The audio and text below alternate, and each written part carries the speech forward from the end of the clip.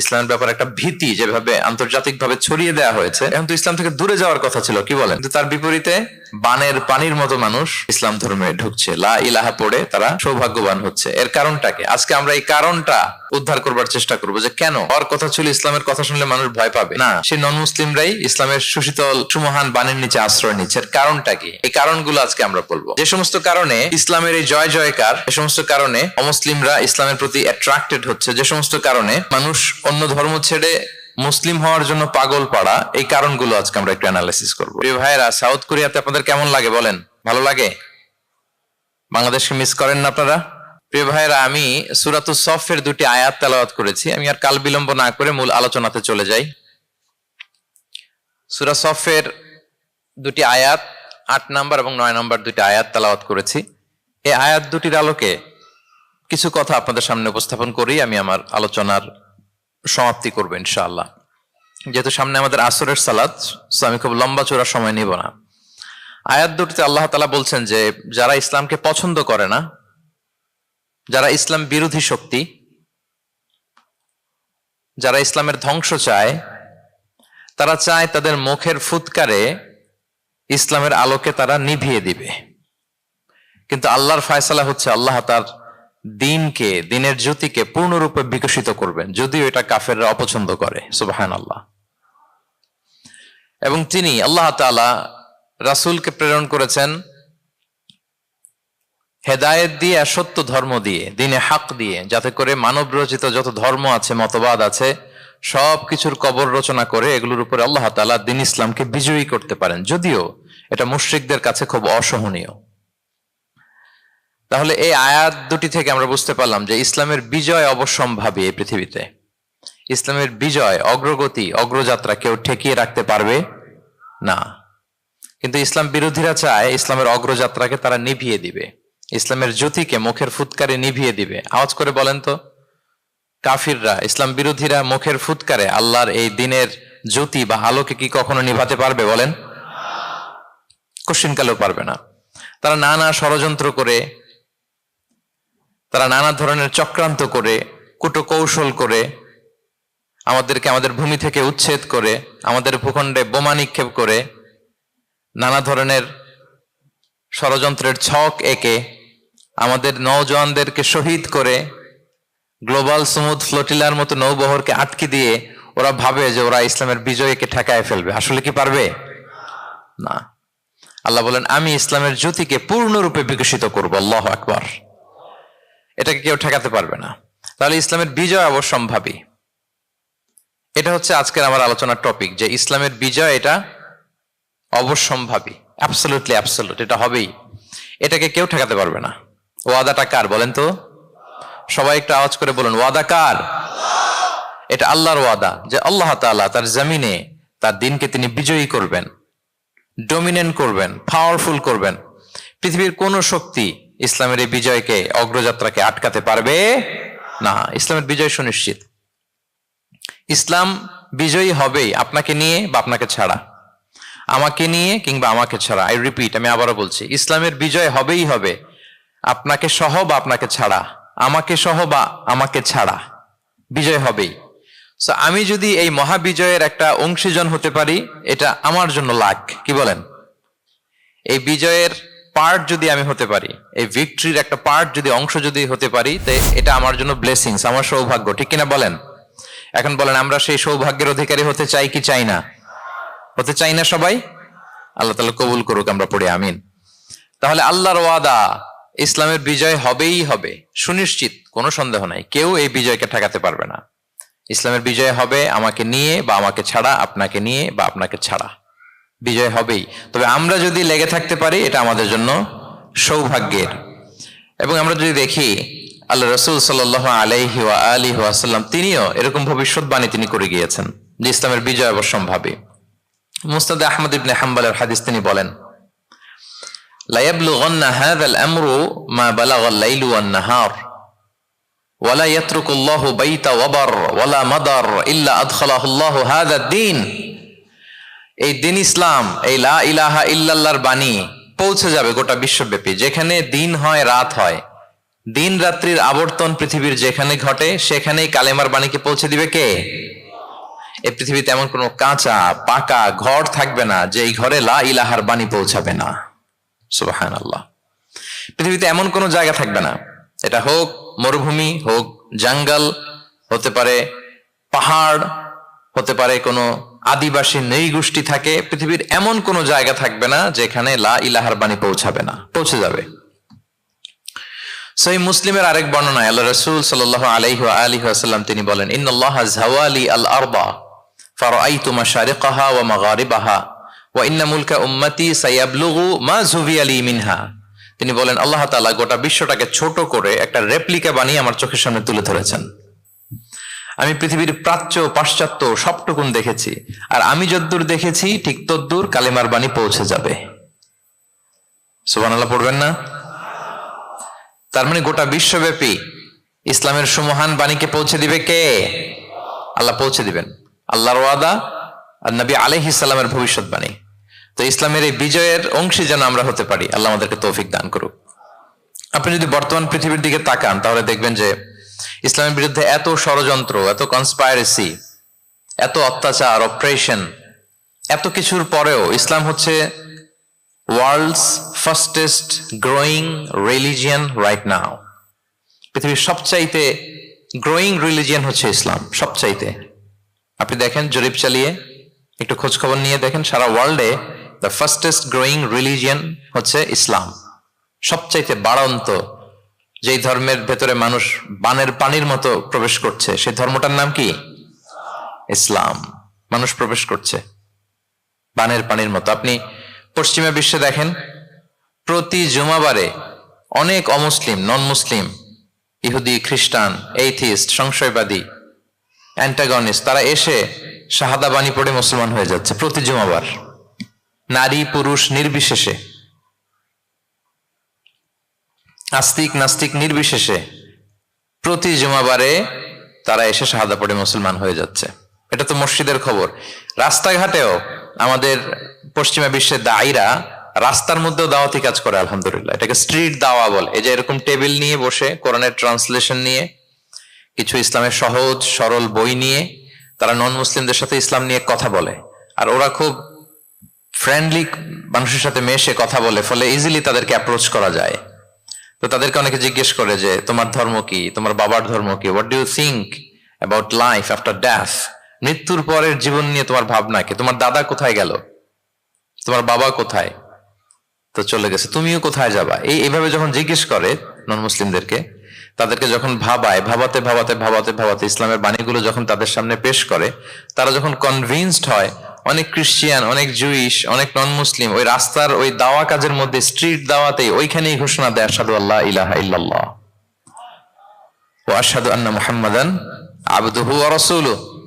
রাস্তায় আধা ঘন্টা দাওয়া কাজের মধ্যেই ওরা কনভিন্সড হয়ে মুসলমান হয়ে যায়। হ্যাঁ, ওয়ার্ল্ডস ফাস্টেস্ট গ্রোয়িং রিলিজিয়ান। গোটা বিশ্বব্যাপী এভাবে ইসলামকে আল্লাহ তাআলা ছড়িয়ে দিচ্ছেন, গোটা বিশ্বব্যাপী ছড়ায় যাচ্ছে। কেউ এর অগ্রগতিকে থামায় রাখতে পারবে না, অসম্ভব। দেন কোশ্চেন হচ্ছে, এত এত ধর্ম থাকতে, এত এত ডক্ট্রিন থাকতে, মতভেদ থাকতে ইসলামের গ্রোথ এত বেশি কেন? গোটা বিশ্বতে দেখি মুসলমানরা মার খায়, ফিলিস্তিনে মার খাচ্ছে, আরাকানে মার খাচ্ছে, কাশ্মীরে মার খাচ্ছে, সব জায়গায় আমরা অপ্রেসড। তারপরেও মানুষের এত অ্যাট্রাকশন কেন ইসলামের প্রতি? ইসলাম থেকে তো মানুষ ভয়ে ভাগার কথা ছিল। ইসলামোফোব যেভাবে তারা ডিজাইন করেছে ওয়ার্ল্ড ওয়াইড, ইসলামের ব্যাপারে একটা ভীতি যেভাবে আন্তর্জাতিকভাবে ছড়িয়ে দেওয়া হয়েছে, এখন তো ইসলাম থেকে দূরে যাওয়ার কথা ছিল, কি বলেন? কিন্তু তার বিপরীতে বানের পানির মতো মানুষ ইসলাম ধর্মে ঢুকছে, লা ইলাহা পড়ে তারা সৌভাগ্যবান হচ্ছে। এর কারণটাকে আজকে আমরা এই কারণটা উদ্ধার করবার চেষ্টা করবো, যে কেন হওয়ার কথা ছিল ইসলামের কথা শুনলে মানুষ ভয় পাবে না, সে নন মুসলিমরাই ইসলামের সুশীতল সুমহান বাণীর নিচে আশ্রয় নিচ্ছে। এর কারণটা কি? এই কারণগুলো আজকে আমরা বলবো। যে সমস্ত কারণে ইসলামের এই জয় জয়কার, যে সমস্ত কারণে অমুসলিমরা ইসলামের প্রতি অ্যাট্রাক্টেড হচ্ছে, যে সমস্ত কারণে মানুষ অন্য ধর্ম ছেড়ে মুসলিম হওয়ার জন্য পাগল পাড়া, এই কারণগুলো আজকে আমরা একটু অ্যানালাইসিস করব। এর মধ্যে এক নাম্বার কারণ হচ্ছে, আমার সুপ্রিয় দক্ষিণ কোরিয়া প্রবাসী ভাইয়েরা, এক নাম্বার কারণ হচ্ছে ইসলাম বা ইসলামী যে মতবাদ, এটা হচ্ছে ভেরি ন্যাচারাল। আমাদের ধর্মটা হচ্ছে ভেরি ন্যাচারাল রিলিজন। এটা খুবই স্বভাবজাত, খুবই স্বভাবজাত, রুচিসম্মত আর কি, পরিবেশ সম্মত, স্বাস্থ্যসম্মত, রুচিসম্মত, স্বভাবজাত। এটা মানতে, শুনতে, বুঝতে খুব সহজ। এটা আমাদের জীবনের সাথে খুব যায়। আরবিতে এটাকে বলে দিনুল ফিতরা। কি বলে? দিনুল ফিতরা, মানে এটা ফিতরাতের ধর্ম। এই ধর্মের উপরই মানুষকে আল্লাহ তাআলা তৈরি করেছেন। এটা যখন সুন্দরভাবে কারোর সামনে প্রেজেন্ট করা হয়, এটা তার কাছে এলিয়েন মনে হয় না, বরং বেশ আপন মনে হয়। এর কারণ হচ্ছে রুহের জগতে আমরা এরকম একটা কনফারেন্সে জয়েন করেছিলাম। সাইয়েদনা আদম আলাইহিস সালামের পৃষ্ঠদেশ থেকে যারা আমরা বনি আদম হয়ে পৃথিবীতে আসবো, তাদের রুহগুলোকে একত্রিত করে আল্লাহ এরকম একটা কনফারেন্সে কভেনেন্ট করেছিলেন, চুক্তি। তিনি আমাদের জিজ্ঞেস করেছিলেন যে আলাস্তু বিরাব্বিকুম, আমি কি তোমাদের রব নই? আমরা তখন স্বীকারোক্তি দিয়ে এসেছিলাম, আমরা বলেছিলাম ক্বালু বালা শাহিদিনা, হ্যাঁ আপনি আমাদের রব। তার মানে রুহের জগতেই আমরা আমাদের রবকে চিনে এসেছি, ইসলামকে চিনে এসেছি রুহের জগতেই। ফলে দুনিয়াতে যখন কেউ সুন্দর করে কোনো অমুসলিমের সামনে ইসলামকে পেশ করে, প্রেজেন্ট করে, তার কাছে ইসলামকে বড্ড চেনা চেনা লাগে, ইসলামকে বড্ড আপন আপন লাগে। কারণ ইসলাম তার কাছে নতুন না, সে তো অনেক আগে ইসলামের সাথে পরিচিত হয়ে এসেছে। সুবহানাল্লাহ। রুহের জগতেই সে ইসলামকে চিনে এসেছে, ইসলামের সাথে একটা ইন্টারাকশন তার রুহের জগতেই ছিল। ফলে দুনিয়াতে যখন চমৎকার ভাবে কারোর সামনে ইসলামকে প্রেজেন্ট করা হয়, ইসলামকে তার কাছে অপরিচিত লাগে না, এলিয়েন মনে হয় না, বরং বড্ড আপন আপন লাগে তার কাছে ইসলামকে। ফলে সহজে সে ইসলামকে গ্রহণ করতে পারে। তাহলে এটাকে বলা হয় ফিতরাত। ফিতরাত, ফিতরাতাল্লাহিল্লাতী ফাতারান নাস আলাইহা লা তাবদীলা লিখালকিল্লাহ। আল্লাহর প্রকৃতির অনুসরণ করো। আল্লাহ বলেন যেই প্রকৃতির উপর আল্লাহ তাআলা মানুষকে বানিয়েছেন, আল্লাহর সৃষ্টি কাঠামোতে কোনো পরিবর্তন নেই। তাহলে সবাই এই ফিতরাত ইসলামের উপরই জন্মায়।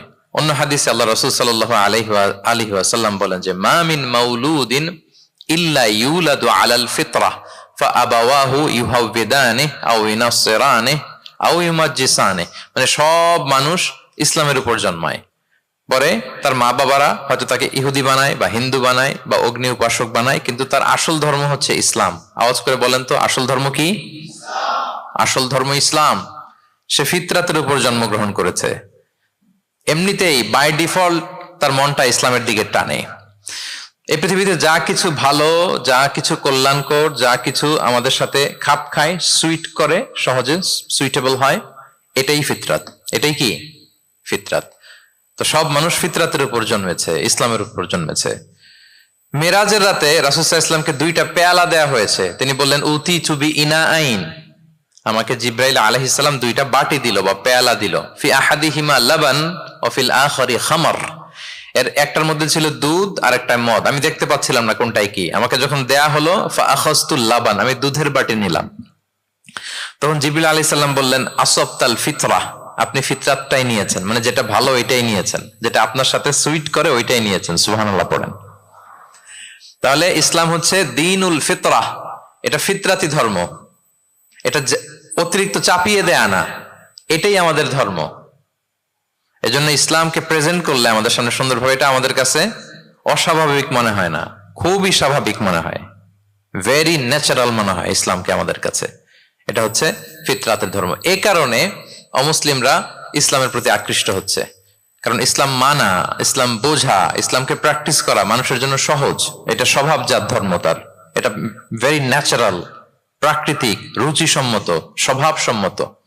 এজন্য ইসলামের প্রতি মানুষ আকৃষ্ট হয়। এই পয়েন্টটাকে সবাই বুঝতে পেরেছেন? দ্বীনুল ফিতরা বুঝতে পেরেছেন সবাই? আচ্ছা, এটা হচ্ছে ন্যাচারাল রিলিজিয়ন, এই কারণে মানুষ আকৃষ্ট হয়। 2 নাম্বার, ইসলামের প্রতি এত আকৃষ্ট হওয়ার কারণ হচ্ছে দ্য ইউনিভার্সালিটি অফ ইসলাম। আরবিতে এটাকে বলে আল উমুম, মানে ইসলামের সার্বজনীনতা। ইসলাম হচ্ছে ভেরি ওপেন মাইন্ডেড রিলিজিয়ন, সবাইকে অ্যাকোমোডেট করতে পারে। পৃথিবীতে যত ফেইথ আছে, Islam is more accommodative than any other faith. যে কোনো ফেইথ বা বিশ্বাসের চেয়ে ইসলাম ভেরি অ্যাকোমোডেটিভ, সবার জন্য খোলা। The door of Islam is open for everybody 24/7। যখনই কেউ আসতে চায় ইসলামে, ওয়েলকাম। একজন খ্রিস্টান ভাই যদি বলে যে আমি মুসলিম হতে চাই, তার জন্য কোনো বাধা আছে বলেন? আমাদের পক্ষ থেকে কোনো না আছে নাকি? আচ্ছা, কোনো ইহুদি যদি বলে মুসলিম হব, কোনো সমস্যা? কোনো নাস্তিক যদি বলে, কোন পাহাড়ি নৃগোষ্ঠী চাকমা যদি বলে কোনো সমস্যা আছে? নাই। কিন্তু আপনি যদি বলেন যে আমার ইহুদি হতে বড্ড মন চায়, আমি এখন মুসলিম তো, আমি ইসলাম ছেড়ে দিয়ে ইহুদি হতে চাই, ইহুদি হতে পারবেন? পারবেন না। যদি জেনে না থাকেন জেনে নেন, চাইলেই কেউ ইহুদি হতে পারে না। ইহুদি হতে হয় বাই বর্ন, জন্মসূত্রে। তাও আবার বাবা ইহুদি হইলে হবে না। কি আজীব তামাশা! মা ইহুদি হইতে হবে। ইহুদি মায়ের পেট থেকে যদি কেউ জন্মায় তাইলে সে ইহুদি। কিন্তু আমাদের ধর্মে এরকম নিয়ম আছে বলেন তো? না। তাহলে ইসলামটা হচ্ছে সার্বজনীন, এখানে কোনো সাম্প্রদায়িকতা নেই। কারণ ইসলাম সকল সম্প্রদায়ের জন্য এসেছে। আলহামদুলিল্লাহ পড়েন। ইসলামের সাম্প্রদায়িকতা আছে না, এটা সকল সম্প্রদায়ের জন্য এসছে। যেমন দেখেন ইসলামের রব আল্লাহ তাআলাকে আল্লাহ কিভাবে পরিচয় করায় দিচ্ছেন। আল্লাহ বলছেন সূরা ফাতিহার শুরুতে, আমরা প্রতিদিন এটা রিসাইট করি, আমরা পড়ি আলহামদুলিল্লাহি রাব্বিল, সবাই পড়েন আলহামদুলিল্লাহি রাব্বিল আলামিন। প্রশংসা সেই আল্লাহর যিনি হচ্ছেন রব্বুল আলামিন, মানে জগৎ সমূহের রব। তিনি সবার রব। কার রব? সবার রব। তিনি কিন্তু বলেন না আলহামদুলিল্লাহ রব্বিল মুসাল্লিন, তিনি শুধু মুসল্লিদের রব বলছে। রব্বিল মুসলিমিন, শুধু মুসলিমিনদের রব বলছে। হ্যাঁ, রব্বুল হাজিন, শুধু হাজি সাহেবদের রব বলছে না। তিনি কি বলছেন? রব্বিল আলামিন। তাহলে তিনি গোটা জগতের রব, সবার রব তিনি। ইসলামের দরজা যে সবার জন্য খোলা, দ্য ইউনিভার্সালিটি অফ ইসলাম, যে আপনাদেরকে বুঝাচ্ছি আল উমুম, খেয়াল করে দেখেন যে আল্লাহ যখন নিজের পরিচয় দিচ্ছেন তিনি বলছেন আমি সবার রব। তিনি কার রব? তিনি সবার রব। আলহামদুলিল্লাহ রাব্বিল আলামিন। এবং রাসূলুল্লাহ সাল্লাল্লাহু আলাইহি ওয়া আলিহি ওয়াসাল্লামের পরিচয় যখন আল্লাহ তাআলা করায় দিচ্ছেন তখন আল্লাহ বলছেন ওয়ামা আরসালনাকা ইল্লা রাহমাতাল লিল আলামিন, I have sent you as a mercy for all the worlds. নবী হে, আপনি গোটা বিশ্বের সবার জন্য রহমত। সুবহানাল্লাহ। আল্লাহ বলছে যে শুধু মুসলমানদের জন্য রহমত? কথা বলেন। শুধু আরবদের জন্য রহমত? শুধু সাদা চামড়ার মানুষদের জন্য রহমত? শুধু পুরুষদের জন্য রহমত? না। এই রহমত কাদের জন্য বলেন তো দেখি, বুঝে থাকলে। আল্লাহর হাবিব সাল্লাল্লাহু আলাইহি ওয়াসাল্লাম কাদের জন্য রহমত বলেন তো সবাই? সবার জন্য রহমত। দেখেন ইউনিভার্সালিটি অফ ইসলাম, ইসলাম যে সবার জন্য। আচ্ছা, আল্লাহও সবার, রাসূলও সবার। এবার ইসলামের কিতাব কোরআনের দিকে যদি খেয়াল করি, কোরআনের পরিচয় দিতে যে আল্লাহ তাআলা বলেছেন ইন হুয়া ইল্লা যিকরা লিল আলামিন, নিশ্চয়ই কোরআনটা হচ্ছে জগৎবাসীর জন্য যিকরা, উপদেশ, রিমাইন্ডার। তাহলে কোরআনও সবার জন্য নাকি শুধু আমাদের? প্রিয় ভাইরা, কোরআন কি শুধু আমাদের বই? না, এটা হিন্দু ভাইদেরও বই, এটা নাস্তিকদেরও বই, এটা বুদ্ধিস্টদেরও বই, তাদের হেদায়েতের কথাও এখানে আছে। এটা সবার বই, এটার ওনারশিপ সবার, এটা আমাদের সবার। তাহলে দেখেন আমাদের রব সবার, আমাদের রাসূল সবার, আমাদের কিতাব সবার। তাহলে ইসলামে কোনো সংকীর্ণতা নেই, ইসলামে কোনো সাম্প্রদায়িকতা নেই, কোনো সম্প্রদায়ের জন্য ইসলাম আসেনি, ইসলাম এসেছে সবার জন্য। আলহামদুলিল্লাহ পড়েন। তাহলে দ্য ইউনিভার্সালিটি অফ ইসলাম, এটা ক্লিয়ার না সবার কাছে? বুঝতে পেরেছেন? তাহলে কেন ইসলাম দ্য ফাস্টেস্ট গ্রোয়িং রিলিজিয়ন, গোটা বিশ্বে সবচাইতে বেশি গ্রো হচ্ছে ইসলামের? দুইটা কারণ বলে ফেলেছি। এক নম্বর কি ছিল বলেন তো, মনে আছে কিনা কারো দেখি? Very natural religion. কে বলছে ন্যাচারাল দেখি? এই মাশাআল্লাহ, কি উনি শুধু বুঝলো নাকি আর বাকিরা বললেন না? যে এক নম্বর কি ছিল? ন্যাচারাল। ইসলাম হচ্ছে ভেরি ন্যাচারাল রিলিজিয়ন, স্বভাবজাত, প্রাকৃতিক ধর্ম। আমাদের মনের সাথে, প্রকৃতির সাথে খাপ খায় না এরকম কোনো আইন বিধান ইসলামে নাই। গেল। দুই নাম্বার কি বললাম? জোরে, সার্বজনীন। সার্বজনীন ধর্ম সবার, এটা কোন নির্দিষ্ট গোষ্ঠী, কোন সম্প্রদায়ের জন্য ইসলাম আসে নাই। আচ্ছা, তিন নাম্বার হচ্ছে ফ্লেক্সিবিলিটি। ইসলাম অনেক ফ্লেক্সিবল একটা রিলিজিয়ন। আরবিতে এটাকে বলে আত-তাইসির, মানে ইসলামে কাঠিন্যতা নেই, ইসলামের বিধানগুলো সহজ। বলেন ইসলামের বিধান মানতে আপনাদের কঠিন লাগে? আল্লাহ বলেন ইউরিদুল্লাহু বিকুমুল ইউসরা ওয়ালা ইউরিদু বিকুমুল উসর। আল্লাহ তোমাদের জন্য সহজ চান, কঠিন চান না। আল্লাহ কি চায়? সবাই বলুন। আল্লাহ সহজ চায়, আল্লাহ কঠিন চায় না। আমরা অনেক সময় কঠিন করে দিনকে উপস্থাপন করি, জটিল করে দিনকে উপস্থাপন করি। ওমা জাআলা আলাইকুম ফিদ-দীনি মিন হারাজ। আল্লাহ তাআলা দিনে কোনো জটিলতা রাখেননি, কিন্তু আমরা খুব কঠিন করে উপস্থাপন করি। আল্লাহ বারবার বলেছেন সহজ সহজ সহজ, লা ইউকাল্লিফুল্লাহু নাফসান ইল্লা উসআহা। আল্লাহ সাধ্যের বাইরে কাউকে কিছু চাপিয়ে দেন না। আমাদের যদ্দূর সাধ্যে কোলায় ঠিক তদ্দূরই আল্লাহ চাপিয়ে দেন। সুবহানাল্লাহ। ইসলাম কত সহজ, কতটা সহজ আমি আপনাদেরকে বুঝিয়ে বলছি, আপনারা একটু মনোযোগ দিয়ে শুনুন। এক সাহাবী আল্লাহ রাসূল সাল্লাল্লাহু আলাইহি ওয়া আলিহি ওয়াসাল্লামের কাছে এসে তিনি বললেন, ইয়া রাসূলুল্লাহ হালাকতু ইয়া রাসূলুল্লাহ, হে রাসূল আমি তো শেষ, আমি তো, শুনতেছেন মনোযোগ আছে, আমি তো শেষ। রাসূল সাল্লাল্লাহু আলাইহি ওয়াসাল্লাম বললেন, ওমা আহলাকা, কি হয়েছে তোমার? তো সে বলে, ওয়াকাআতু আলা ইমরাআতি ফি রমাদান, আমি তো রমজান মাসে দিনের বেলায় আমার স্ত্রীর সাথে মেলামেশা করে ফেলছি, একেবারে ফাইনাল মেলামেশা, আমার সিমেন আউট হয়ে গেছে বডি থেকে। এজন্য সে অস্থির হয়ে রাসূল সাল্লাল্লাহু আলাইহি ওয়াসাল্লামের কাছে এসে, ইয়া রাসূল আমি তো শেষ, আমারে বাঁচান, আমারে বাঁচান। কি হয়েছে? বলে, দিনের বেলায় রমজানে স্ত্রীর সাথে মেলামেশা, ইন্টিমেসি নিষেধ, আমি তো ইন্টিমেসিতে চলে গেছি, আমার কি হবে, আমারে বাঁচান। তো আপনারা জানেন যে ইচ্ছাকৃত যদি কেউ রোজা ভাঙে, আমি আপনাদেরকে বোঝাচ্ছি হচ্ছে ফ্লেক্সিবিলিটি, ইসলাম যে কতটা ফ্লেক্সিবল এটা আগে মাথায় রাখেন, যে what is the essence of flexibility in Islam, কতটা ফ্লেক্সিবল ইসলামের নিয়ম কানুন আর তাইসির। ইচ্ছা করে যদি কেউ রোজা ভাঙে, তার বিধান হচ্ছে তার কাজাও করতে হবে, কাফফারাও দিতে হবে। কাজা মানে একটা রোজার জন্য আরেকটা রোজা, আর কাফফারা হচ্ছে হয় তাকে একটা দাস আজাদ করতে হবে, অথবা তাকে 60টা রোজা রাখতে হবে টানা, অথবা 60 জন মিসকিনকে খাওয়াতে হবে। তো সে যখন এসে বললো, ইয়া রাসূলুল্লাহ আমাকে বাঁচান, কি করবো আমি? রাসূল সাল্লাল্লাহু আলাইহি ওয়াসাল্লাম বললেন, আচ্ছা ঠিক আছে, তুমি এই কাজ করে ফেলছো, তোমার তো পেনাল্টি হয়েছে, তো পেনাল্টি কি? তো বলে যে, রাসূল সাল্লাল্লাহু আলাইহি ওয়াসাল্লাম বললেন যে তুমি একটা দাস আজাদ করে দাও। বলে, ইয়া রাসূলুল্লাহ এই সক্ষমতা আমার নাই, আমি দাস আজাদ করবো কোত্থেকে? আচ্ছা এটা পারবা না, তো তাহলে টানা 60টা রোজা রাখো কাফফারা হিসেবে, টানা 60 দিন রোজা রাখতে হবে, রমজান চলে যাওয়ার পরে 60 দিন রোজা, এটা রাখো। বলে, ইয়া রাসূলুল্লাহ এটাও পারবো না, আমি টানা 60 দিন রোজা আমি রাখতে পারবো না। আচ্ছা এটাও যদি না পারো, তাহলে তুমি 60 জন মিসকিনকে খাবার খাইয়ে দাও।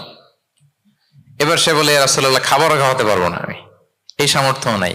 কি বিপদ, দাস আজাদ এটাও পারবা না, টানা 60টা রোজা এটাও পারবা না, 60 জন মিসকিনকে খাবার দিবা তাও পারবা না, তো কি আর করা, বসো এক পাশে বসো। বসে আছেন, উনি অন্যান্য কাজ সারতেছেন। হঠাৎ এক ঝুড়ি খেজুর রাসূল সাল্লাল্লাহু আলাইহি ওয়াসাল্লামের কাছে আসলো, এক ঝুড়ি সাদাকার খেজুর আসলো। আসার পর রাসূল সাল্লাল্লাহু আলাইহি ওয়াসাল্লাম বললেন, ওই লোকটা কই যে এই কাজ করে ফেলছে, তাকে নিয়ে আসা হলো। রাসূল সাল্লাল্লাহু আলাইহি ওয়াসাল্লাম বললেন, যাও, দাসও আজাদ করতে পারবা না, 60টা রোজাও রাখতে পারবা না, 60 জন মিসকিনকে খাবারও দিতে পারবো না, তাহলে এক ঝুড়ি খেজুর আমার দরবারে আসছে, চ্যারিটির সাদাকার খেজুর, যাও এগুলো গরিবদের মাঝে বিতরণ করে দাও, তাসাদ্দাক বিহা ফিল মাদিনা, মদিনায় বিতরণ করে দাও। এবার সে বলে, আলা আফকারা মিন্না ইয়া রাসূলুল্লাহ, ইয়া রাসূলুল্লাহ আমার চেয়ে গরিব কাউকে দিতে হবে? রাসূল সাল্লাল্লাহু আলাইহি ওয়াসাল্লাম বললেন, হ্যাঁ গরিব কাউকে দিবা। বলতেছে, এই পুরো মদিনাতে আমার চেয়ে গরিব আর কেউ নাই। কি বিপদ, তোমার চেয়ে গরিব আর কেউ নাই? বলতেছে, আমি সবচাইতে মদিনায় গরিব। বলতেছে, তাহলে কি আর করবা, যাও তুমিই খাও, নিয়ে যাও বাসায়, তুমি আর তোমার ফ্যামিলির সবাই মিলে এটা খাও। চিন্তা করেন, আসছিল পেনাল্টি দিতে, নিয়ে গেল এক ঝুড়ি, কথা বোঝা নাই, নিয়ে গেল এক ঝুড়ি খেজুর। দেখেন what is the flexibility of Islam, ইসলাম কতটা ফ্লেক্সিবল, মানুষের সুবিধা অসুবিধাকে ইসলাম কতটা গুরুত্ব দেয়। আমরা ইসলামকে বোঝানোর ক্ষেত্রে, এক্সপ্লেইন করার ক্ষেত্রে এগুলো মাথায় রাখি না। তাহলে ইসলামের এই যে ফ্লেক্সিবিলিটি যখন কোনো নন মুসলিম দেখে, এই হাদিস যদি কোনো নন মুসলিম পড়ে, আপনি বলেন সে কি আর অন্য ধর্মে থাকতে পারবে? যে একটা ধর্ম এত ফ্লেক্সিবল হয় কি করে, এত ফ্লেক্সিবল। এভাবে আপনি যদি দেখেন যে রাসূল সাল্লাল্লাহু আলাইহি ওয়াসাল্লাম খুব সহজ করে দিন ইসলামকে উপস্থাপন করেছেন।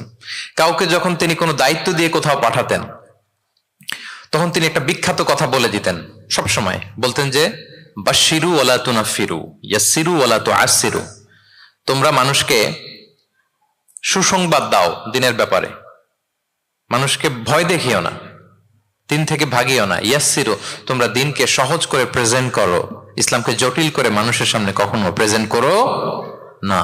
ফ্লেক্সিবিলিটি।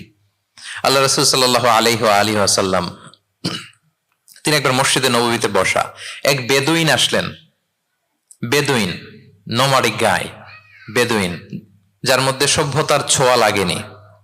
তো সে মসজিদে ঢুকেই উঠে চড়ে আসলেন, উটটাকে মসজিদের পিলারের মধ্যে বেঁধে রাসূল সাল্লাল্লাহু আলাইহি ওয়াসাল্লামকে সালামও দিচ্ছে না। কি দিচ্ছে না? সালামও দিচ্ছে না, কথাও বলতেছে না। মসজিদে ঢুকে পিলারের মধ্যে উটটাকে বেঁধে 2 রাকাত নামাজ পড়া শুরু করছে। 2 রাকাত নামাজের পরে দোয়া করতেছে। কি দোয়া জানেন? দোয়ায় বলতেছে আল্লাহুম্মা আরহামনি ওয়া মুহাম্মাদা ওয়া লা তারহাম মা'ানা আহাদা। মানে আল্লাহ তুমি শুধু আমাকে রহম করো আর মুহাম্মদ সাল্লাল্লাহু আলাইহি ওয়াসাল্লামকে রহম করো, আমাদের দুইজনের সাথে আর কাউরে তুমি রহম করো না। বেদুইন হলে যা হয়, তার যে এটিকেটস অফ দোয়া, দোয়ার যে আদব, অন্যের জন্য দোয়া করলে যে নিজের লাভ এটা ভুলে গেছে। আপনারা এটা জানেন তো যে অন্যের জন্য দোয়া করলে লাভ? জানেন আপনি যদি এক ভাইয়ের জন্য দোয়া করেন যে আল্লাহ সে অসুস্থ, তুমি তাকে সুস্থ করে দাও, ফেরেশতারা বলতে থাকে আল্লাহ যিনি এই দোয়াটা করলেন তার কোনো অসুস্থতা থাকলে আগে তুমি তাকে সুস্থ করে দাও। ধরেন যে আপনার এক ভাই দারিদ্রের কষাঘাতে জর্জরিত, টাকা পয়সা না, আপনি দোয়া করলেন যে আল্লাহ আমার ভাইটা আর্থিক সমস্যায় আছে, তার আর্থিক সমস্যা দূর করে দাও। ফেরেশতারা দোয়া করে আল্লাহ যিনি দোয়া করলো তার যদি আর্থিক সমস্যা থাকে তুমি আগে তার আর্থিক সমস্যা দূর করে দাও। সুবহানাল্লাহ সুবহানাল্লাহ বিহামদি। তো এক লোক এই হাদিসের ফজিলত শুনে ইফতারির পূর্ব মুহূর্তে, যেহেতু দোয়া কবুল হয়, তার ওয়াইফ ইফতারি তৈরি করতেছে, এই হাদিসের ফজিলত শুনে এক লোক তার বন্ধুর জন্য দোয়া করতেছে যে আল্লাহ আমার বন্ধুটা তো এখনো বিয়ে হয় নাই, তুমি সুন্দরী রূপবতী একটা স্ত্রীর ব্যবস্থা করে দাও আল্লাহ আমার বন্ধুর। এই দোয়া শুনে তার স্ত্রী তো রেগে মেগে আগুন, সেই ইফতারি টিফতারি রেখে দিয়ে এসে বলে এই এত বড় সাহস, কি দোয়া করো এসব উল্টা পাল্টা। স্বামী বলে কি দোয়া উল্টা পাল্টা, কি দোয়া করলাম, আমি তোমার বন্ধুর জন্য দোয়া করছি যে আল্লাহ তারে তুমি রূপবতী সুন্দরী স্ত্রীর ব্যবস্থা করে দাও। তো ওয়াইফ বলে এই তুমি কি মনে করছো আমি হাদিসটা জানি না যে অন্যের জন্য ভালো কোনো দোয়া করলে আগে এটা নিজের জন্য কবুল হয়? সুবহানাল্লাহ। দেখেন ইসলামের বিধান কত সুন্দর। আপনি অন্যের কল্যাণ কামনা করলে এটা এই কল্যাণ ফিরে আপনার দিকে আসে আগে। সুবহানাল্লাহ। তো ওই বেদুইনের এটা জানা ছিল না, সে এসে দোয়া করতেছে আল্লাহুম্মা আরহামনি ওয়া মুহাম্মাদা ওয়া লা তারহাম মা'ানা আহাদা। আল্লাহ তুমি শুধু আমারে রহম করো আর মুহাম্মদ সাল্লাল্লাহু আলাইহি ওয়াসাল্লামকে রহম করো, আমাদের দুজনের সাথে আর কাউরে রহম করো না। রাসূল ইসলাম তাকিয়ে বলেন হায় রে, একটা প্রশস্ত বিষয়কে সে সংকীর্ণ করে ফেললো। আফসোস করে বলতেছে, কারণ আল্লাহর দরবারে রহমের কি কোনো ঘাটতি আছে বলেন তো? আল্লাহর দরবারে রহমতের কোনো কমতি আছে? নাই। রাসূল ইসলাম বলে সে তো সবাইকে ইনক্লুড করতে পারতো। আচ্ছা গেল, দোয়া শেষে এবার সে মসজিদে নববীর মাঝখানে বসে পেশাব করা আরম্ভ করছে। এবার তো সাহাবারা রেগে মেগে আগুন, কি এত বড় সাহস, মসজিদে নববীর মাঝখানে পেশাব, সবাই উদ্ধত হচ্ছে তাকে মারতে যাবে। রাসূল ইসলাম সবাইকে সামলালেন, থামালেন, বললেন দাও রাখো রাখো, ছাড়ো, আগে সারতে দাও। কারণ কেউ যখন ওয়াশরুম সারে মাঝখানে তাকে ডিস্টার্ব করা যায় না, এটা তার ক্ষতি হবে। রাসূল ইসলাম বললেন রাখো, লেট হিম পাস ইউরিন, তাকে কাজ সারতে দাও। সে কাজ সারলো। এবার রাসূল ইসলাম বললেন ও হারিকু আলা বাউলিহি সাজলান মিন মা, তার পেশাবের উপর এক বালতি পানি ঢেলে দাও, দিয়ে ফেললো। এবার রাসূল সাল্লাল্লাহু আলাইহি ওয়াসাল্লাম বললেন ইন্নামা বুইসতুম মুয়াসসিরিন ওয়া লাম তুবআসু মুআসসিরিন। হে সাহাবারা মনে রাখো তোমরা সহজপন্থী হিসেবে প্রেরিত হয়েছে, তোমরা কট্টরপন্থী হয়ে পৃথিবীতে প্রেরিত হও নাই। সুবহানাল্লাহ। তাহলে যে কোনো জিনিসের সলিউশন আপনার সহজভাবে করতে হবে, এটাকে জটিল বানানো যাবে না। আমরা অনেক সময় জটিল থেকে জটিল করি। তখন এই বেদুইনকে রাসূল সাল্লাল্লাহু আলাইহি ওয়াসাল্লাম ডেকে বললেন আচ্ছা তুমি যে কাজটা করলে, মসজিদে নববীর মাঝখানে পেশাব করলে, এটা কি ঠিক হলো? তুমি কি জানো এটা আল্লাহর ঘর, এটা আমাদের মদিনার কমিউনিটির ইবাদত গাহ, এখানে আমরা আল্লাহর ইবাদত করি, আল্লাহর জিকির করি, আল্লাহর কিতাব তেলাওয়াত করি, এটা কি তোমার ঠিক হলো? এইভাবে যখন আদর দিয়ে পরম মমতায় তাকে বুঝিয়ে বলা হলো, সে লজ্জিত হয়ে মাথা নিচু করে ফেললো। সুবহানাল্লাহ। রাসূল সাল্লাল্লাহু আলাইহি ওয়াসাল্লামের কাছে ক্ষমা চাইল। তাহলে প্রিয় সুধী, আপনি কোমলতা ভালোবাসা দিয়ে যা জয় করতে পারবেন, কঠোরতা দিয়ে সেটা পারা যায় না। খেয়াল রাখবেন, ভালোবাসা দিয়ে যেভাবে আপনি মানুষের হৃদয় জয় করতে পারবেন, কঠোরতা দিয়ে পারবেন না। এজন্য ইসলাম ফ্লেক্সিবিলিটিতে বিশ্বাস করে। ফ্লেক্সিবিলিটি, লা ইউকাল্লিফুল্লাহু নাফসান ইল্লা উসআহা। আল্লাহ সাধ্যের বাইরে কাউকে কখনো কিছু চাপিয়ে দেয় না। এজন্য ইসলামকে সহজ করে উপস্থাপন করতে বলেছেন তিনি। মুআয ইবনে জাবাল রাদিয়াল্লাহু তাআলা আনহুকে রাসূল সাল্লাল্লাহু আলাইহি ওয়াসাল্লাম একবার ইমাম বানিয়ে পাঠালেন একটা এলাকায়। তো ওই এলাকার লোকেরা ছিল শ্রমজীবী সাহাবী, শ্রমজীবী। উট ব্যবহার করে সেখান থেকে কুয়া থেকে পানি নিয়ে খেজুর গাছের মধ্যে দিত। সারাদিন যখন কষ্ট করত, হার্ড ওয়ার্কিং করত, বিকেলে ক্লান্ত হয়ে পড়তো। তো উনি মাগরিবের নামাজে সূরা বাকারা দিয়ে একবার তেলাওয়াত শুরু করলেন। সূরা বাকারা কোরআনের সবচাইতে ছোট সূরা নাকি সবচাইতে বড়? তো উনি যখন বাকারা দিয়ে নামাজ শুরু করলেন, এক শ্রমজীবী সাহাবী এসে আর কন্টিনিউ করতে পারছেন না, এত লম্বা কেরাত কিভাবে পারবেন, তো ক্লান্ত শ্রান্ত পরিশ্রান্ত। উনি রেগে নামাজ ছেড়ে দিয়ে একা একা নামাজ পড়ে রাসূল সাল্লাল্লাহু আলাইহি ওয়াসাল্লামের কাছে যে অভিযোগ করলেন, নালিশ করলেন, বললেন ইয়া রাসূলুল্লাহ, দেখেন এমন একজনকে ইমাম করে আমাদের এলাকায় অ্যাসাইন করেছেন, উনি মাগরিবের নামাজে পড়তেছেন সূরা বাকারা, আর আমরা সবাই শ্রমজীবী কৃষিজীবী মানুষ। রাসূল সাল্লাল্লাহু আলাইহি ওয়াসাল্লাম রেগে গেলেন। মুআয ইবনে জাবালকে ডেকে বললেন, মুআয আফাতানুন আনতা ইয়া মুআয, তুমি কি ফিতনা ছড়াচ্ছ সমাজে? তোমাকে পাঠিয়েছি কমিউনিটির ইউনিটি ধরে রাখার জন্য। আফাতানুন আনতা ইয়া মুআয, হে মুআয তুমি কি সাব্বিহ ইসমা রাব্বিকাল আ'লা এই সূরা পারো না? ওয়াশ-শামসি ওয়া দুহাহা এই সূরাটা পারো না? ওয়াদ-দুহা ওয়াল-লাইলি ইযা সাজা এটা মুখস্থ নাই? এই ছোট ছোট সূরাগুলো থাকতে তুমি বাকারা দিয়ে পড়তে গেলা কেন? সুবহানাল্লাহ সুবহানাল্লাহ, আল্লাহু আকবার। দেখেন ইসলাম কতটা ফ্লেক্সিবিলিটিতে বিশ্বাসী, সহজ সহজ করে ইসলাম সবকিছু উপস্থাপন করে। এজন্য নন মুসলিমরা যখন দেখে যে ইসলামের মধ্যে এরকম ফ্লেক্সিবিলিটি আছে, তারা ইসলামের প্রতি আকৃষ্ট হয়, আলহামদুলিল্লাহ। আচ্ছা বলেন তো, বিয়েতে মহরানা দেয়া কি? সবাই বলুন। একজন বলছে ফরজ। সবাই বলুন, বিয়েতে মহরানা দেয়া কি? ওয়া আতুন নিসা সাদাকাতিহিন্না নিহলা, সানন্দ চিত্তে স্বামীদেরকে আল্লাহ বলছেন তোমরা তোমাদের মহরানা ডৌরি দিয়ে দাও, দিতেই হবে। অনেকে এটা দেয় না, ঠিক না, দিয়ে দিতে হবে। তো দেয়া ফরজ। মহরানা দেওয়ার মতো অর্থ এক সাহাবীর নাই। এক সাহাবী বলেন ইয়া রাসূলুল্লাহ বিয়ে করব, মহরানা আছে? নাই। তো না থাকলে কি বিয়ে করবা কি করে? এখন যাকে পছন্দ করছে ওই নারীকে জিজ্ঞেস করতেছে, তুমি কি কোরআন পারো? মেয়ে বলে না, আমি তো কোরআন পারি না। তো যিনি যে সাহাবী বিয়ে করবেন ওনাকে বলেন তুমি কোরআন পারো? হ্যাঁ আমি তো অনেকগুলো সূরা পারি। তখন রাসূল সাল্লাল্লাহু আলাইহি ওয়াসাল্লাম ওই কন্যাকে, মেয়েকে ডেকে বলল যে তুমি তো সূরা পারো না, তোমার হবু হাজবেন্ড অনেকগুলো কোরআনের সূরা পারে, তো তোমাকে তোমার স্বামী প্রতিদিন কিছু না কিছু সূরা মুখস্থ করাই দিবে, এটাই হয়ে যাবে তোমার বিয়ের মোহর। তাহলে বলেন তো সহজ না কঠিন? ওযু করে নামাজ পড়া কি? সবাই বলুন ফরজ।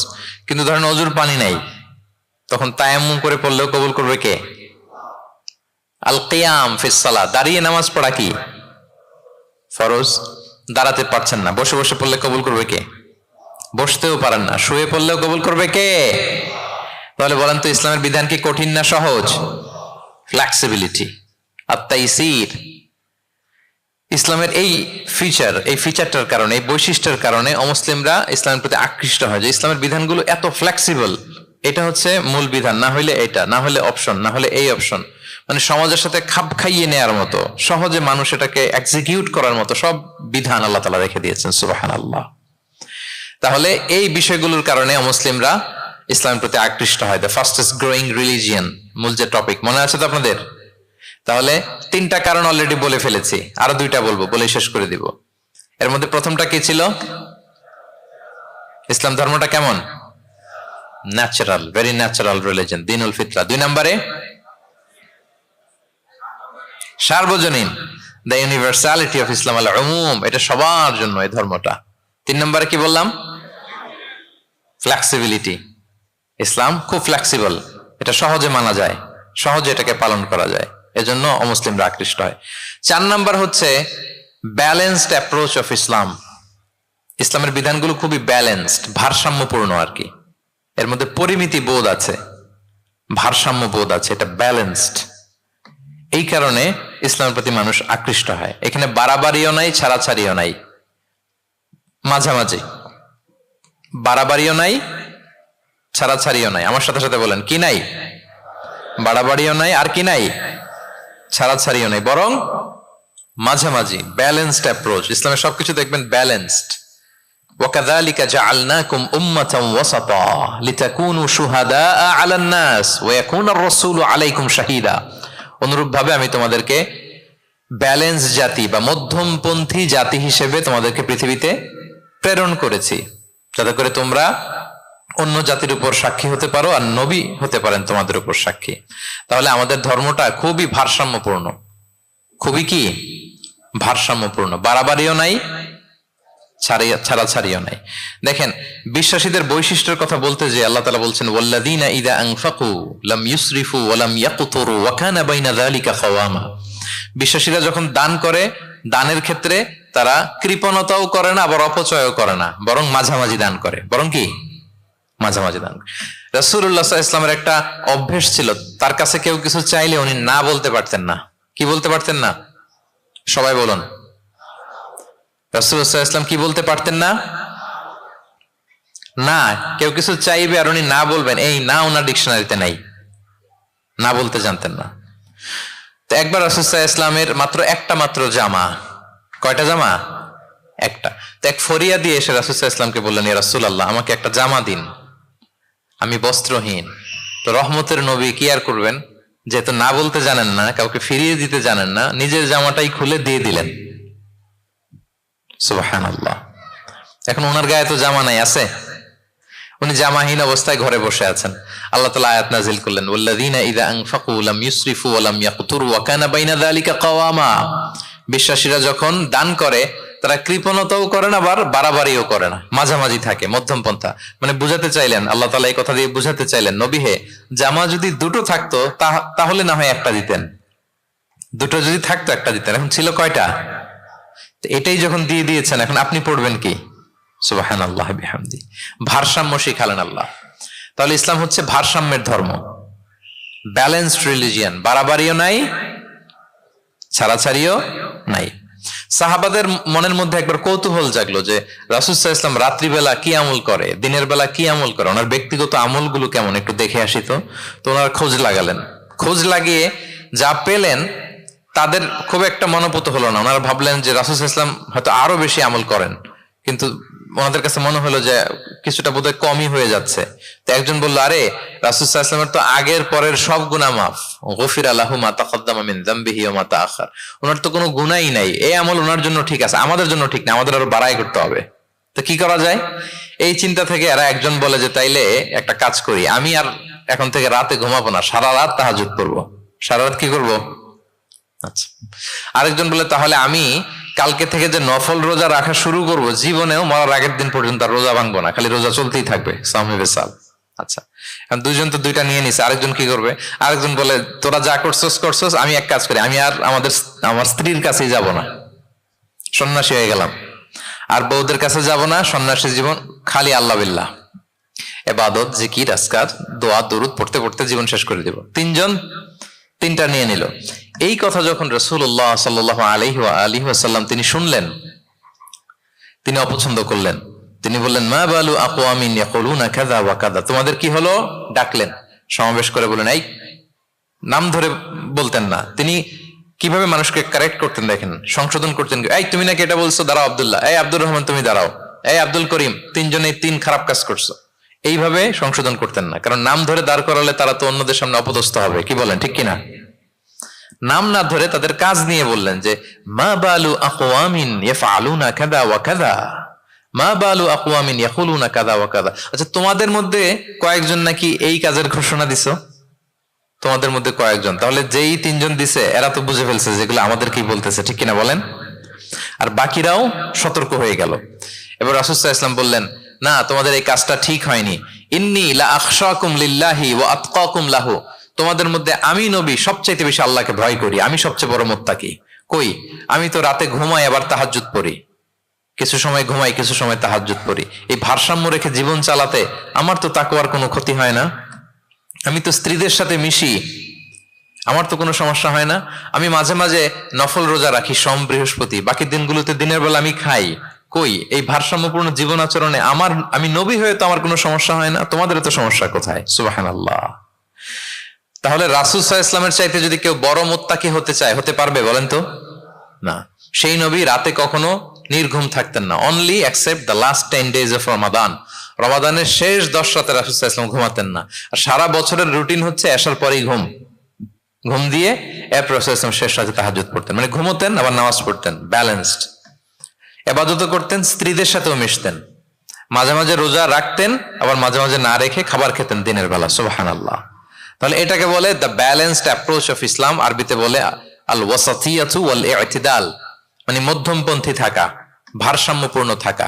ইসলামের অনন্য একটা বৈশিষ্ট্য হচ্ছে এই আল ওয়াসাতিয়া, মানে দ্য ব্যালেন্সড অ্যাপ্রোচ, ভারসাম্যপূর্ণ জীবন বিধান। এগুলো যখন অমুসলিমরা দেখে তারা অবাক হয়ে যায়। সম্মানিত সুধী, আপনারা যদি ঈসা আলাইহিস সালামের ব্যাপারে আমাদের আকীদা দেখেন, বিশ্বাস, তাহলে আরো ক্লিয়ার হবেন যে আমরা অন্য ধর্মের চেয়ে কিভাবে ভারসাম্যপূর্ণ। খেয়াল করে শুনুন, খুব মজার ঘটনা, মজার ব্যাপার। ঈসা আলাইহিস সালামের ব্যাপারে আমাদের যে বিশ্বাস বা আকীদা, এটার দিকে খেয়াল করলেই বুঝবেন যে আমরা কেমন করে ব্যালেন্সড। আচ্ছা, আপনারা কি কেউ জানেন খ্রিস্টানরা ঈসা আলাইহিস সালামের ব্যাপারে কি বলে? কেউ জানেন? জানলে বলুন। আল্লাহর, নাউযুবিল্লাহি মিন যালিক, ওনারা ঈসা আলাইহিস সালামকে বলে আল্লাহর ছেলে, the son of god, Jesus Christ is the son of god, আল্লাহর ছেলে, নাউযুবিল্লাহ। তাহলে দেখেন ওনার সম্মান বাড়াইতে বাড়াইতে কোথায় নিছে? খোদার চেয়ারে নিয়ে বসাইছে, তাই না? ঈসা আলাইহিস সালামকে খ্রিস্টানরা কোথায় বসাইছে? আল্লাহর চেয়ারে, আল্লাহর সন্তান বানাই ফেলছে, নাউযুবিল্লাহ। তাহলে বাড়াবাড়ি করলো, কি করলো?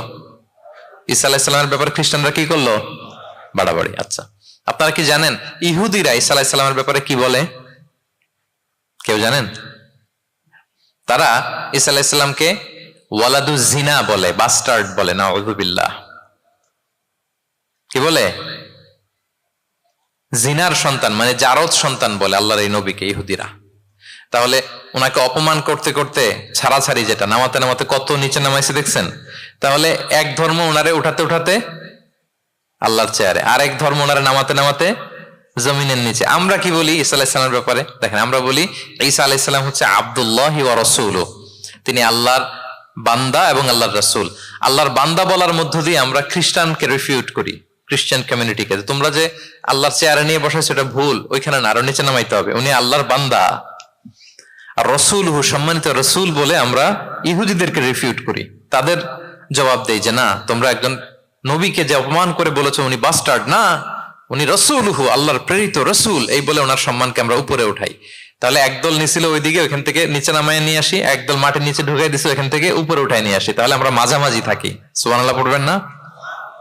ঈসা আলাইহিস সালামের ব্যাপারে আমাদের আকীদা হচ্ছে মানহাজুল ওয়াসাতিয়্যাতি ওয়াল ই'তিদাল, আমরা মাঝামাঝি থাকি। আচ্ছা, আমাদের যে বোনদের পিরিয়ড হয় প্রতি মাসে, মেনস্ট্রুয়েশনাল পিরিয়ড হয়, খ্রিস্টানরা কি করে জানেন? কোনো বাজ বিছান নাই, পিরিয়ড আর নন পিরিয়ডের কোনো বাজ বিছান নাই, সারা মাস তারা তাদের স্ত্রীদের সাথে ইন্টিমেসিতে যায়। আচ্ছা, গেল, মানে বাড়াবাড়ি করলো, ছাড়াছাড়ি করলো। আর ইহুদিরা কি করে জানেন? ইহুদিরা বোনদের যখন পিরিয়ড হয় স্ত্রীদের, তখন স্ত্রীদের সাথে কোনো কথাবার্তা, স্পর্শ কিছুই করে না, এদেরকে ঘর থেকে বের করে দেয়। তাদের আলাদা একটা ঘর থাকে, যে 5 দিন 7 দিন বোনদের পিরিয়ড হয়, ওই বাসায় থাকো, ওই রুমে, পিরিয়ড ভালো হয়ে যাবে, এরপর আমার এখানে আসবো। দেখেন, একদল করছে বাড়াবাড়ি, আরেক দল ছাড়াছাড়ি। কিন্তু ইসলামের কত সুমহান বিধান, কত সুমহান বিধান! পিরিয়ড চলাকালীন সব করা যাবে, কিন্তু ফাইনাল ইন্টিমেসি ছাড়া, আরবিতে যেটাকে বলে আল জিমা, এটা ছাড়া। তাহলে দেখেন, এই যে ঈসা আলাইহিস সালাম এবং এই যে বোনদের পিরিয়ডের যে বিধান, এক্ষেত্রে আমাদের ভারসাম্যপূর্ণ বিধান ফুটে ওঠে, যেটাকে বলে ব্যালেন্সড অ্যাপ্রোচ অফ ইসলাম, ইসলামের ভারসাম্যপূর্ণ বিধান। তো ইসলামের এই ব্যালেন্সড অ্যাপ্রোচ যখন অমুসলিমরা দেখে, তারা ইসলামের প্রতি আকৃষ্ট হয়ে যায়। আলহামদুলিল্লাহ। তাহলে কয়টা বললাম? 1 নম্বরে ন্যাচারাল রিলিজিয়ন, 2 নম্বরে দ্য ইউনিভার্সালিটি অফ ইসলাম, সার্বজনীন, 3 নম্বরে ফ্লেক্সিবিলিটি, তাইসির, সহজ ইসলামের বিধান, 4 নম্বরে ব্যালেন্সড অ্যাপ্রোচ, ভারসাম্যপূর্ণ, বাড়াবাড়িও নাই, ছাড়াছাড়িও নাই। 5 নম্বরে সর্বশেষ আল ইনসানিয়া, এটাকে বলে রিলিজিয়ন অফ হিউম্যানিটি, ইসলাম মানবতার ধর্ম। কিসের ধর্ম? ইসলাম মানবতার ধর্ম। যখন এটা দেখে মুসলিম রাত ধরে রাখতে পারে না নিজেকে, সুবহানাল্লাহ। ইসলাম কিসের ধর্ম? প্রত্যেক শ্রোতা বলবেন, অল অডিয়েন্স একসাথে বলেন, ইসলাম কিসের ধর্ম? মানবতার ধর্ম। মানুষকে ইসলাম সবচাইতে মর্যাদা দেয়। একবার এক ইহুদির লাশ যাচ্ছিল রাসূল সাল্লাল্লাহু আলাইহি ওয়াসাল্লামের সামনে দিয়ে, এই লাশ দেখে, ইহুদির লাশ দেখে নবী সাল্লাল্লাহু আলাইহি ওয়াসাল্লাম দাঁড়িয়ে গেলেন। সাহাবারা বললেন, ইয়া রাসূলুল্লাহ ইন্নাহু ইয়াহুদি, আপনি দাঁড়ালেন যে, এটা তো ইহুদির লাশ। রাসূল সাল্লাল্লাহু আলাইহি ওয়াসাল্লাম বললেন, আওয়ালাইসাত নাফসান, এটা কি মানুষ না? সুবহানাল্লাহ পড়বেন না? আওয়ালাইসাত নাফসান, হোক না ইহুদি, হোক না খ্রিস্টান, হোক না মাজুসি, অগ্নি উপাসক, সে তো মানুষ, তাকে মানুষ হিসেবে কনসিডার করে তাকে সম্মান দিতে যে আমি দাঁড়িয়েছি। সুবহানাল্লাহ বিহামদি। তাহলে মানবতাকে ইসলাম গুরুত্ব দেয়, মানুষকে ইসলাম কি করে? গুরুত্ব দেয়। আল্লাহ বলেন, ওয়ালাকাদ কাররামনা বানি আদম, I have dignified the status of the sons of Adam. আমি বনি আদমের স্ট্যাটাসকে বাড়িয়েছি, মর্যাদাকে বাড়িয়েছি। মানুষ মাত্রই তার সম্মান আছে না নাই? দেখেন আল্লাহ আমাদেরকে এত সম্মানিত করেছেন, ঈমান আনার ব্যাপারে আমাদেরকে কোনো জোর জবরদস্তি করেন নাই, স্বাধীনতা দিয়েছেন। আমরা ফ্রি টু অ্যাকসেপ্ট ইসলাম। ফামান শাআ ফালইউমিন ওয়া মান শাআ ফালইয়াকফুর। যে চাইবে ঈমান আনবে, না চাইলে সে কুফরি করবে। তবে জেনে রাখো, ঈমান আনলে ফলাফল জান্নাত, আর কুফরি করলে পরিণাম জাহান্নাম। কিন্তু জোর করবো না আমি। লা ইকরাহা ফিদ্দীন, দ্বীনে জবরদস্তি নাই, বাড়াবাড়ি নাই, নো কম্পালশন ইন ইসলাম। কাউকে ফোর্স করে আপনি জোর করে ইসলামে আনলে হবে না। তাহলে এটা মানবতার ধর্ম। মানবতাকে ইসলাম সবচাইতে বেশি গুরুত্ব দেয়। যেমন ধরেন যে দুর্যোগ পীড়িত কোনো এলাকায় যদি আমরা ত্রাণ নিয়ে যাই, আমরা কি সেখানে দেখে দেখে শুধু মুসলিম ঘরে ত্রাণ দেই নাকি? ওখানে মুসলিম থাকলে মুসলিম দেই, হিন্দুরা যদি থাকে তাদেরকে দেই। আমরা যদি কোনো দুর্যোগপূর্ণ এলাকায় যাই, সেখানে নাস্তিক থাকলে তার ঘরে আমরা ত্রাণ পৌঁছে দেই। আমরা যদি কোনো উদ্ধার কর্মে অংশগ্রহণ করেছি, ধরেন যে আগুন লেগেছে, আপনি উদ্ধার কর্মতে অংশগ্রহণ করলেন, এখন খুঁজে খুঁজে যার মাথায় টুপি আরে আপনি বাঁচাবেন নাকি? যার গালে দাঁড়িয়ে আরে বাঁচাবেন না, আপনি সবাইকে বাঁচাবেন। আল্লাহু আকবার। মানবতা যেখানে বিপন্ন সেখানেই ইসলামের সাপোর্ট আছে না নাই বলেন? যেখানেই মানবতা বিপন্ন সেখানে ইসলাম পৌঁছে যায়। কারণ ইসলাম হচ্ছে দ্য রিলিজিয়ন অফ হিউম্যানিটি। এটা মানবতার ধর্ম। মানুষ হিসেবে ইসলাম সবাইকে কনসিডার করে। মদিনাতে একবার ৬০ জন খ্রিস্টান পাদ্রী আসবে নাজরান থেকে। খ্রিস্টান পাদ্রী কোন ধর্মের? খ্রিস্টান। এখন তাদের সাথে এই ফরেন ডেলিগেট যখন আসবে, কোথায় বসবে? রাসূল সাল্লাল্লাহু আলাইহি ওয়াসাল্লাম ওইরকম জায়গা তো নাই। এখনই না রাজা বাদশাদের প্যালেস থাকে, প্রাসাদ, এটা সেটা। কোথায় বসবে? এক সাহাবী বলে, ইয়া রাসূলুল্লাহ, আমার কাছে খেজুর পাতা আছে, এটা বিছাই দেই, এটা একটা আসন করে এখানে বসি। রাসূল সাল্লাল্লাহু আলাইহি ওয়াসাল্লাম বললেন, না, এটা কেমন হয়? আরেক দল বলে যে আমাদের তো একটু সূর্য হেলে গেলেই তো উহুদ পাহাড়ের ছায়া পাওয়া যায়, ওখানে নিয়ে বসি। রাসূল সাল্লাল্লাহু আলাইহি ওয়াসাল্লাম বললেন, না, এত দামি মেহমান, ওখানে বসা যায়? বলতে না বলতে ৬০ জন খ্রিস্টান পাদ্রী চলে আসছে। এখন রাসূল সাল্লাল্লাহু আলাইহি ওয়াসাল্লাম কোথায় বসতে দিবেন? উনি উপায়ন্তর না পেয়ে তাদের সবাইকে নিয়ে মসজিদে নববীর দরজা খুলে দিলেন। ৬০ জন খ্রিস্টানকে কোথায় ঢুকতে দিলেন? মসজিদে নববী। অনেক সিরাত গ্রন্থ এই বর্ণনাটাকে কভার করেছে। সিরা আল হালাবিয়া, জাদুল মাআদ ফি হাদি খায়রিল ইবাদ সহ অনেক সিরাত গ্রন্থে এসছে ৬০ জন খ্রিস্টান মুসলমানদের নবীর তৈরি করা প্রতিষ্ঠিত মসজিদের নবীর ভিতরে ঢুকে মিটিং সেরেছে। এবং এক বর্ণনায় এমনও এসেছে, ইন দ্য মিন টাইম আসরের সময় ওদের যখন ইবাদতের সময় হয়েছে, রাসূল সাল্লাল্লাহু আলাইহি ওয়াসাল্লাম তাদেরকে ইবাদতের অনুমতি দিলেন। তারা তাদের কিবলা পূর্ব দিকে, ৬০ জন মিলে পূর্ব দিকে হয়ে তারা তাদের নিজেদের ইবাদত সেরেছে। সুবহানাল্লাহ। রাসূল সাল্লাল্লাহু আলাইহি ওয়াসাল্লাম এটা খ্রিস্টান না ইহুদি এটা কনসিডার করেন। রাসূল সাল্লাল্লাহু আলাইহি ওয়াসাল্লাম দেখেছেন তারা মানুষ। তারা কি মানুষ? যেমনি মানুষ মনে করে এক ইহুদির লাশ দেখে তিনি দাঁড়িয়ে গিয়েছেন আলাইহিস সালাতু ওয়াস সালাম। তাহলে ইসলাম মানবতাকে গুরুত্ব দেয়। এই জন্য ইসলামকে বলা হয় রিলিজিয়ন অফ হিউম্যানিটি, আল ইনসানিয়া। এটা মানবতার ধর্ম। কিসের ধর্ম? এই পাঁচটা ইসলামিক ফিচার, ইসলাম ধর্মের এই 5টা ক্যারেক্টারিস্টিক্স বা ফিচার থাকার কারণে Islam is the fastest growing religion in the world right now. পৃথিবীতে সবচাইতে ইসলামের গ্রোথ বেশি। সবাই কালিমা শাহাদা পড়ে মুসলমান হয়ে যাচ্ছে নন মুসলিম দেশগুলোতে। আপনাদের সাউথ কোরিয়ার কথা আমি জানি না, আমি তো ওয়েস্টের অনেক দেশে গিয়েছি, অনেক জায়গায় আমাদের বন্ধুরা ইমাম খতিব হিসেবে আছে, তাদের কাছ থেকে শুনি রেগুলার নন মুসলিমরা, খ্রিস্টানরা তারা কালিমা পড়ে মুসলমান হয়ে যাচ্ছে। তাদের চার্চ গুলো তারা বিক্রি করে দিচ্ছে, চার্চ সেনাগগ গুলো বিক্রি করে দিচ্ছে। গত সপ্তাহে, তার আগের সপ্তাহে আমার জাপানে প্রোগ্রাম ছিল, এক মসজিদে আলোচনা করলাম, দেখি যে মসজিদটা খুব সুন্দর। আমি বললাম এত সুন্দর মসজিদ? বলে যে শেখ, এটা আগে ক্যাসিনো ছিল। ক্যাসিনো কি ছিল? ক্যাসিনো চিনেন তো? জুয়ার আসর বসতো আর কি এখানে। বলে যে আমরা ক্যাসিনো কিনে এটার মসজিদ বানায় ফেলছি। তো এই 5টা বিষয় থাকার কারণে অমুসলিমরা ইসলামের প্রতি আকৃষ্ট হচ্ছে। দেখি আরেকবার শুনি আপনাদের থেকে। 1 নম্বরে কি ছিল? এটা ন্যাচারাল রিলিজিয়ন, এটা প্রকৃতির ধর্ম, প্রাকৃতিক স্বভাবজাত। 2 নম্বরে এটা সার্বজনীন ধর্ম, দ্য ইউনিভার্সালিটি অফ ইসলাম। 3 নম্বরে ফ্লেক্সিবিলিটি আর তাইসির, এই ধর্মের বিধান মানা একেবারে সহজ। 5 নম্বরে ব্যালেন্সড অ্যাপ্রোচ, এটা ভারসাম্যপূর্ণ একটা জীবন বিধান। 4 নম্বরে 5 নম্বরে রিলিজিয়ন অফ হিউম্যানিটি, এটা মানবতার ধর্ম। কিসের ধর্ম? মানবতার ধর্ম। এই যে দেখেন এত সুন্দর যে ইসলাম, এইভাবে যদি আমরা প্রেজেন্ট করতে পারি নন মুসলিম আমার বন্ধুদের সাথে, কলিগদের সাথে, নেইবরদের সাথে, আমার ফ্রেন্ডসদের সাথে, ওরা ইসলামের ব্যাপারে আকৃষ্ট হবে না? বলেন। ধর্মে যদি নাও আসে, ইসলামের ব্যাপারে একটা পজিটিভ আউটলুক তো তার থাকবে, কি বলেন? তো এইভাবে ইসলামকে প্রেজেন্ট করার দরকার আছে না নাই? অ্যাট্রাকটিভ প্রেজেন্টেশনের অভাবে আমরা ইসলামের কথাকে তুলে ধরতে পারি না। ওরা যে মতবাদ, ওদের যে ডক্ট্রিন, ওদের যে আইডিওলজি, ওদের যে চিন্তা চেতনা, এই বস্তা পচা মতবাদকে ওরা সুন্দরভাবে বিউটিফাই করে, ফান্ডিং করে, এমন প্যাট্রনেজের সাথে গোটা বিশ্বে আনে, চোখ ধাঁধানো মনে হয়। কিন্তু আমাদের প্রপার প্রেজেন্টেশনের কারণে আমরা ইসলামকে নন মুসলিম বন্ধুদের কাছে তুলে ধরতে পারি না। এজন্য আমরা অমুসলিম দেশে যারা থাকি, এটা আমাদের সবার দায়িত্ব। We all are the ambassador of Islam in a non Muslim land. প্রত্যেকে আমরা ইসলামিক অ্যাম্বাসেডর। আপনাকে দেখে ওরা ইসলামকে জাজ করবে। আপনি যদি মিথ্যা বলেন তো আপনার গালে দিবে না, বলবে মুসলমানরাই এরকম, ঠিক কিনা? আপনি লেনদেনে যদি কারচুপি করেন, বলবে মুসলমানরাই এরকম। এজন্য আপনাকে অ্যাম্বাসেডরের ভূমিকা পালন করতে হবে নন মুসলিম দেশে। এবং নন মুসলিম দেশে স্থায়ীভাবে যদি কেউ থাকতে হয়, তার দাওয়াতের নিয়তে থাকতে হবে। It's a must, I repeat. অমুসলিম দেশে ব্যবসা করতে যাবেন অস্থায়ীভাবে, ওকে। চাকরি, ওকে। চিকিৎসা পারপাস, ওকে। পড়াশোনা, ওকে। কিন্তু স্থায়ীভাবে যদি কোনো অমুসলিম দেশের পাসপোর্ট নিয়ে থাকতে হয়, স্থায়ীভাবে, of course it should be with the intention of দাওয়া। দাওয়াতের নিয়তে থাকতে হবে। যেমনটি রাসূল সাল্লাল্লাহু আলাইহি ওয়াসাল্লাম সাহাবারা ইসলামের সুমহান বাণীকে প্রচার করার জন্য অমুসলিম ভূখণ্ডে ছড়িয়ে পড়েছেন। এজন্য যারা পাসপোর্ট পেয়ে গেছেন সাউথ কোরিয়ার, অথবা এদেশে আছে নাকি সিস্টেম পাসপোর্ট পাওয়ার? আছে? আচ্ছা, কে কে পাইছেন আর আমি জিজ্ঞেস করলাম না, এটা আপনাদের কাছেই থাক।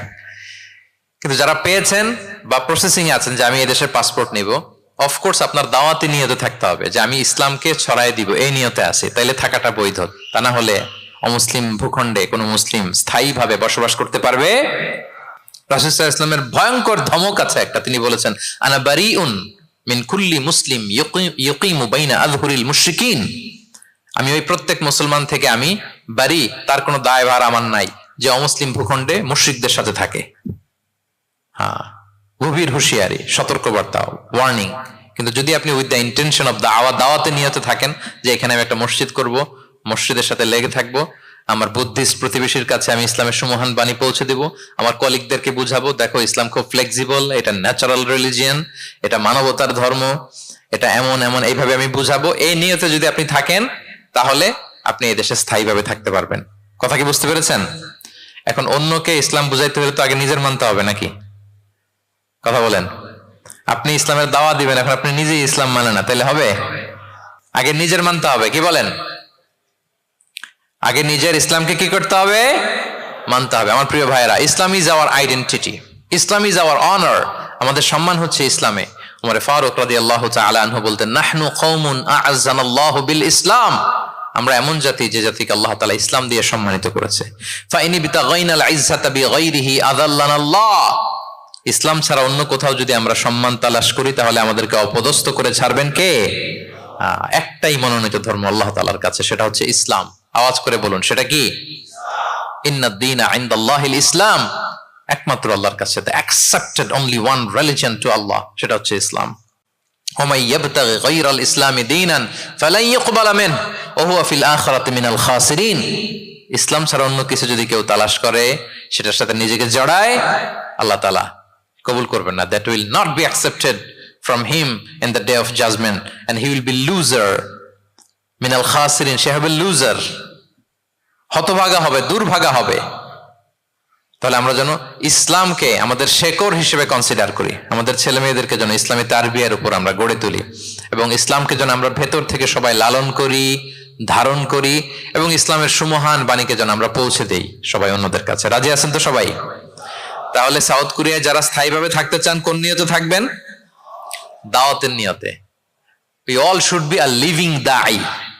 আমরা লিভিং দাঈ হয়ে থাকবো। আমাদেরকে দেখলে, আমার চলনে বলনে কথনে, আমার ডিলিংস দেখেই জানবো এই এত ভালো মানুষ, আরে এটাই তো সুন্দর, এটাই তো ইসলাম। আম্মাজান আয়েশাকে জিজ্ঞেস করা হলো যে আম্মাজান কাইফা কানা খুলুক রাসূলিল্লাহ, নবী সাল্লাল্লাহু আলাইহি ওয়াসাল্লামের ক্যারেক্টার কেমন ছিল? তিনি বলতেন যে ইনদামা রাসূল সাল্লাল্লাহু আলাইহি ওয়াসাল্লাম ইয়ামশি আলাল আরদ কাআন্নাল কুরআনা ইয়ামশি আলাইহি। যখন রাসূল সাল্লাল্লাহু আলাইহি ওয়াসাল্লাম রাস্তা দিয়ে হেঁটে যেতেন, as if a living Quran is walking on the street, মনে হতো একটা জীবন্ত কোরআন রাস্তা দিয়ে হেঁটে যাচ্ছে। তা আপনাকে দেখলেও যেন মানুষ মনে করে এটা একটা জীবন্ত ইসলাম। আপনার চলাফেরায়, আচরণে, কাজে, লেনদেনে মনে করে যেন সেই ইসলামের একটা আইকন। কি এভাবে থাকা যাবে তো ইনশাআল্লাহ? ইসলামকে আমাদের জীবনে, পরিবারের, সমাজে আমরা পরিপূর্ণভাবে মানতে রাজি আছি তো? ছেলে মেয়েদেরকে ইসলামের উপর অটুট রাখতে সবাই রাজি আছি? আল্লাহ তাআলা আমাদের সবাইকে কথাগুলো বোঝার, আমল করার তৌফিক দান করুক। ইসলামের এই বিজয়ে যেন আমরাও শামিল হতে পারি। কোন অমুসলিমের, নন মুসলিমের, ষড়যন্ত্রকারীদের রক্তচক্ষু ইসলামের অগ্রযাত্রাকে ঠেকায় রাখতে পারবে না। আল্লাহ তার দিনের জ্যোতিকে পূর্ণরূপে বিকশিত করবেন এবং দিনের বিজয়ের এই মহা সমারোহে আমরা যেন অংশীজন হতে পারি। আল্লাহ তাআলা আমাদের সবাইকে কথাগুলো বোঝার ও আমল করার তৌফিক দান করুক। হাযা মা ইনদি ওয়াল ইলমু ইনদাল্লাহি আলাইহি তাওয়াক্কালতু ওয়া ইলাইহি উনীব। দীর্ঘ প্রায় 1 ঘন্টা খুব মনোযোগ দিয়ে আপনারা এই টপিকের উপর আলোচনা শুনলেন। আপনাদের সবাইকে আবারও ধন্যবাদ জানাই।